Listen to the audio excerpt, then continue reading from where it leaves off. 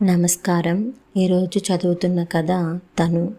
ఈ కథను రచించిన వారు ఉమా బాలచుండూరు. కథలోకి వెళ్దామండి. నాకు ఎందుకో తను నచ్చదు. చూస్తే ఒళ్ళు మండిపోతుంది. కానీ తప్పదు, భరించాలి. నచ్చని తనం కనబడకూడదు. ఎందుకంటే తను ఎవరో కాదు, వదిన, స్వయాన మా అన్నయ్య భార్య. పెళ్ళి అయ్యి వచ్చినప్పటి నుండి మహాతల్లి అందరి మన్ననలు పొందేసింది. మేము నలుగురం, 2 అన్నయ్యలు, నేను, చెల్లి. పెద్దన్నయ్యకి మాత్రమే పెళ్ళయింది. చిన్నన్నయ్య జాబ్ కోసం ట్రై చేస్తున్నాడు. తరువాత నేను బీఎస్సీ ఫైనల్ ఇయర్ చదువుతున్నాను. చెల్లెలు 9వ క్లాస్ చదువుతోంది. నాన్నగారు లెక్చరర్గా పనిచేసి రిటైర్ అయ్యారు. అమ్మ హౌస్ వైఫ్. వదిన కూడా జాబ్ చేస్తుంది టీసీఎస్లో. అన్నయ్య కూడా సాఫ్ట్వేర్ ఇంజనీర్, మైక్రోసాఫ్ట్లో చేస్తాడు. ఈ సంబంధం కూడా ఎవరో తెలిసిన వాళ్ళ ద్వారా వచ్చింది. వదినకి ఒక తమ్ముడు. కుటుంబం బాగుండి అన్నీ అందరికీ నచ్చి మొత్తానికి పెళ్ళి అయిపోయింది. వదిన చాలా బాగుంటుంది. అదేంటో తన తమ్ముడు ఇంకా అందగాడు. నిజానికి నాకు ఆ మాట చెప్పడం కూడా ఇష్టం లేదు. అయినా తల్లి తండ్రి అందంగా ఉంటే పిల్లలు అందంగా ఉంటారు. అదేమన్నా గొప్ప ఏంటి? వచ్చినప్పటి నుండి ఇల్లు స్వాధీనం చేసేసుకుంది. పొద్దున్నే లేవడం, అమ్మకి అన్ని పనుల్లో సహాయపడడం, అందరికీ అన్ని టైంకి రెడీ చేయడం. అసలు తను ఏ పనైనా చకచకా చేసేస్తుంది. చక్కగా తయారవుతుంది కూడా. డిగ్నిఫైడ్గా ఉండే అన్ని మోడర్న్ డ్రెస్లు వేస్తుంది, చీరలు కడుతుంది. వంట అయితే బ్రహ్మాండంగా చేస్తుంది.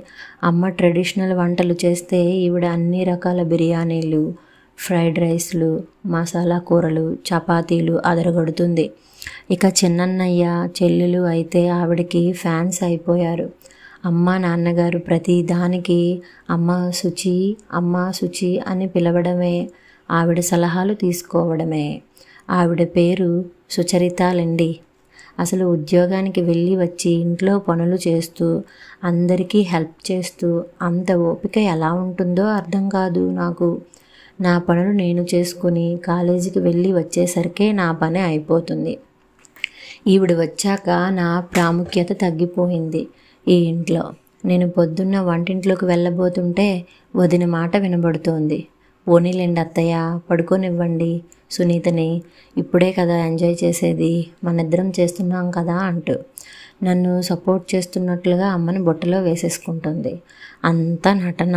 నెమ్మదిగా తన స్థానాన్ని బలోపేతం చేసుకుంటుందేమో అనిపిస్తుంది నాకు. మెల్లమెల్లగా ఇల్లు పెత్తనం అంతా హస్తగతం చేసుకున్నా ఆశ్చర్యపోనవసరం లేదు.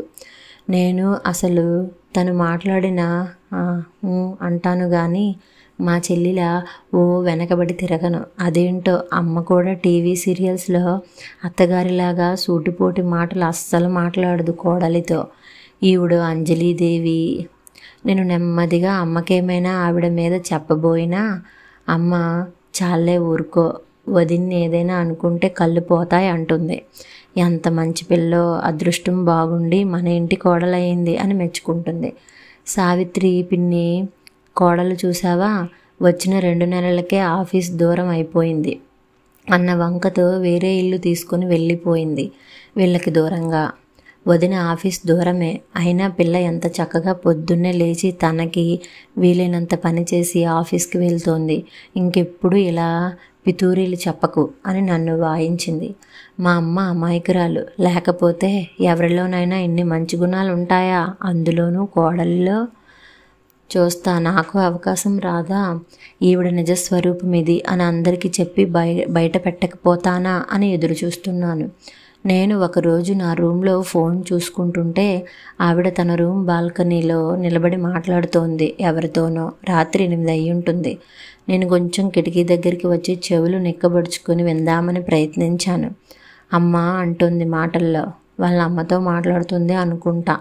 ఇంకాస్త దగ్గరికి వెళ్తే వినిపిస్తుంది స్పష్టంగా. అమ్మ ఎన్నిసార్లు చెప్పాలి, నాకు టైం ఉండటం లేదమ్మా, నేను రాలేను. నేను ఇప్పుడే నీ అకౌంట్కి 50,000 ట్రాన్స్ఫర్ చేస్తున్నా.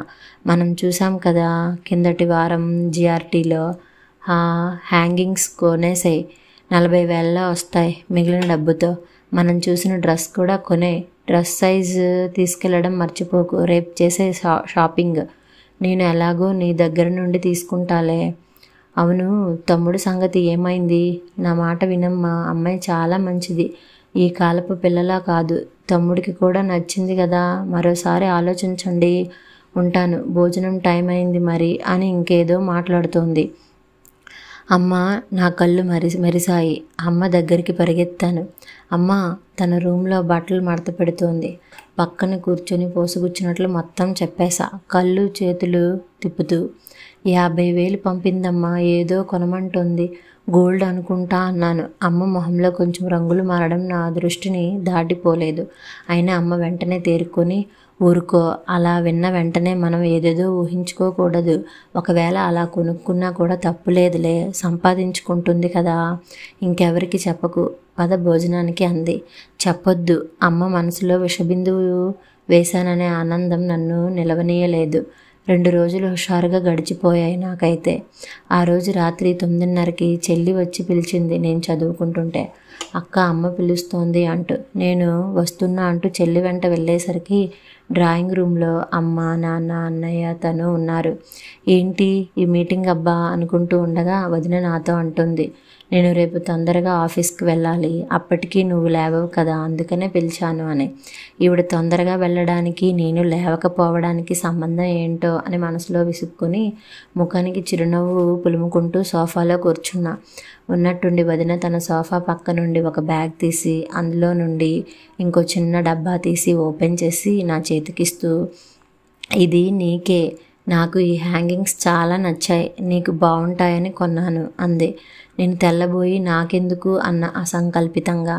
రేపు నీ పుట్టినరోజు కదా, నీకు కొనాలనిపించింది అని చెప్పి, అత్తయ్య ఎలా ఉన్నాయి అని అమ్మని అడిగింది. చాలా బాగున్నాయి దిట్టంగా అంది అమ్మ. నేను అమ్మ వైపు చూడలేకపోయా. నేను క్రితం శనివారం చూశాను అత్తయ్య, మువ్వలతో చాలా అందంగా అనిపించాయి. మన సునీతకు బాగుంటాయని, పుట్టినరోజు కూడా వస్తుంది కదా అని నిన్ననే అమ్మకి చెప్పి ఫోటో పంపించి తన చేత కొనిపించాను అని చెప్తోంది. ఇదిగో ఈ డ్రెస్ కూడా నీకే, నీకు తెలియకుండా నీ డ్రెస్ ఒకటి దొంగతనంగా సైజుకని పట్టుకెళ్ళాను, నీకు సర్ప్రైజ్ ఇవ్వాలని అంది నవ్వుతూ. నా తల కిందికి వాలిపోయింది. ముఖ్యంగా ఇంకో విషయం చెప్పాలని మిమ్మల్ని అందరినీ పిలిచాను. మామయ్య, అత్తయ్య, మీ అబ్బాయికి తెలుసు అనుకోండి, కానీ మీరు ముఖ్యం కదా. మా తమ్ముడు విహారీ తెలుసు కదా, మీకు బాంబేలో ONGCలో జాబ్ చేస్తున్నాడు. వాడికి మన సునీత చాలా నచ్చిందట. మా తమ్ముడు చెప్పగానే నాకు ఎంత సంతోషం వేసిందో. మీకెవ్వరికీ అభ్యంతరం లేకపోతే పెళ్లి చేసుకుంటాడట. అఫ్కోర్స్ సునీత అంటే మా ఇంట్లో అందరికీ ఇష్టమే. చాలా నెమ్మది అని, మనం 10 మాటలు మాట్లాడితే తను మాట మాట్లాడుతుందని, ఈ కాలంలో ఇలాంటి అమ్మాయిలు అరుదు అని మా అందరి అభిప్రాయం. ఈ సంవత్సరం తన చదువు అయ్యాకే, అది తనకిష్టమైతేనే ఈ ప్రపోజల్. కావాలంటే తను పెళ్ళయ్యాక బాంబేలో పై చదువులు చదువుకోవచ్చు. ఏమంటారు, మీరంతా చెప్పండి అంటూ నా దగ్గరికి వచ్చి నా చెయ్యి పట్టుకుంది. నేను అప్రయత్నంగా లేచి నిలబడ్డాను. నా కళ్ళల్లోకి చూస్తూ, నీకు ఇష్టమైతేనే సుమా, కావలసినంత టైం తీసుకుని ఆలోచించుకో అంది స్నేహంగా నా చెయ్యి నొక్కుతూ. నేను గబాలన తనని కౌగిలించుకున్నాను. తను నాకేదో ఖరీదైన గిఫ్ట్ ఇచ్చినందుకు కాదు, తన అందమైన తమ్ముడిని నాకు ఆఫర్ చేస్తున్నందుకు కాదు, నా మీద తన నిజాయితీతో కూడిన ప్రేమకి, అభిమానానికి స్థానువునై మనస్ఫూర్తిగా నాలో కలిగిన పశ్చాత్తాపం కరిగి కన్నీరై నా మనసులో తన పట్ల పెంచుకున్న కుళ్ళుని, కల్మషాన్ని, అసూయని కడిగేస్తుంది. కథ సమాప్తం.